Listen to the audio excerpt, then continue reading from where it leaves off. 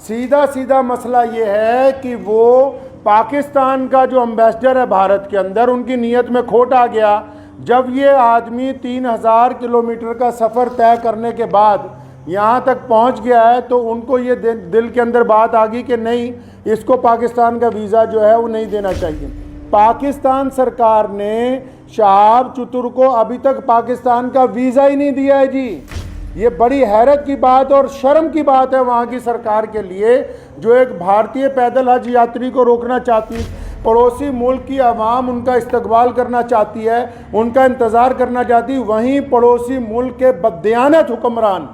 जिन्होंने कभी भारत के मुसलमानों के लिए कुछ नहीं किया, मैं कहना चाहता हूं उनको बार बार, एक पैदल मुसलमान के लिए वीज़ा जिसने चल के मक्का मुकरमा जाना है, तुम एक मुसलमान को पैदल गुजरने की जगह नहीं अपने मुल्क में से दे सकते। तुम किस काम की तुम हुकूमत चला रहे हो कि हम इस्लाम के नाम पे हुकूमत चला रहे हैं।